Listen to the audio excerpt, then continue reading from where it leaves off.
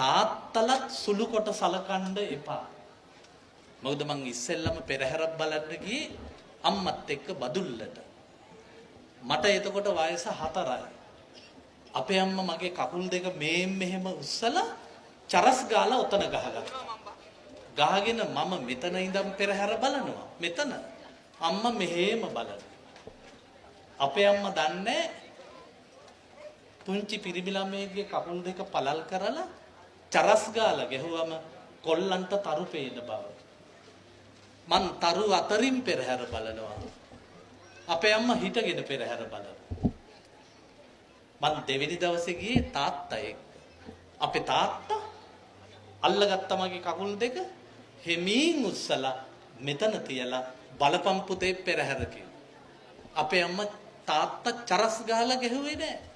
මොකද අපේ තාත්තා අත්දැකීමෙන්ම දන්නවා එහෙම ගැව්වොත් කොල්ලන්ට තර පේන බව. මගේ තාත්තා තමයි මට පුරුදු කළේ තාත්තට යන්න බැරි වෙච්ච සමාජ සංස්කෘතියට මාව උස්සලා තියන. පිය සෙනෙහස හරි අමුතු දෙයක්. මෙතනත් ওই තාත්තලා ගොඩක් ඉන්නේ. ওই තාත්තලගේ ආදරේ කොයි වගේද දන්නවද? ප්‍රයිවට් බස් එකේ කොන්දොස්තරගේ රුපියල් 2 වගේ.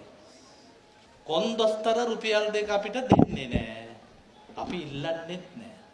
අපි හොඳටම දන්නවා රුපියල් 2 කොන්දොස්තර මහත්තයා දුන්නේ නෑ කියලා. අපි ඉල්ලන්නෙත් නෑ, එයා දෙන්නෙත් නෑ. තාත්තගේ ආදරෙත් එහෙමයි. පිය සෙනෙහස තියෙන්නේ කොතනද දන්නවද? තාත්තගේ ඇට මිදුළු අස්සේ. තාත්තගේ ලේ අස්සේ. තාත්තගේ හෘදය වස්තුවේ.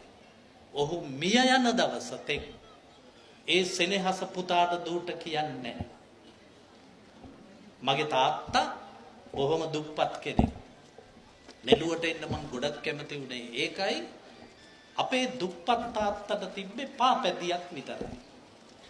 මගේ තාත්තා මාව ඒකේ තියාගෙන බයිසිකලේ පදිනකොට මගේ වීරයා තාත්තා මට බැට්මෑන් වීරයෙක් උනේ නැහැ.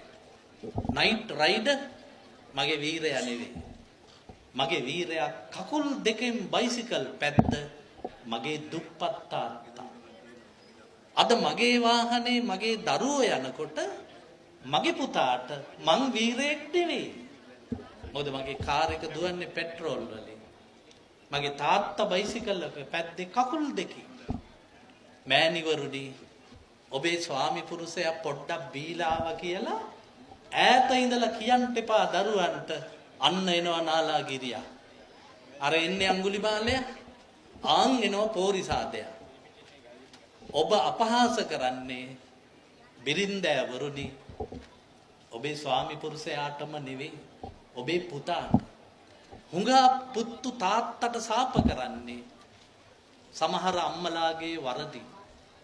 ඒ හින්දා තමයි පිරිමි ළමයි පවා පපුවේ ගහගත්තේ අම්මා බුදු වේවා කියලා. ඒත් ඇත්තටම තාම බුදු වෙලා තියෙන්නෙම පිරිමි. ලෝකේ එක පිරිමියෙක්වත් හැර කිසිදු ගැහණියක් බුදු ගන්නේ නැහැ. ඊළඟට බුදු වෙන්නේ මෛත්‍රී බෝධිසත්වයෝ. මෛත්‍රී බෝධිසත්වයෝ. පිරිමින් බුදු වෙන රටක පිරිමි කොල්ලෝ ලියාගත්තේ පපු කැනැත්තේ අම්මා බුදු වේවා. ඇත්තටම ඊළඟට බුදු වෙන්නේ පිරිමිය. ඒත් ඔබේ දරුවන්ට තාත්තාගේ වටිනාකම ඉතා හොඳින් කියලා දෙන්න.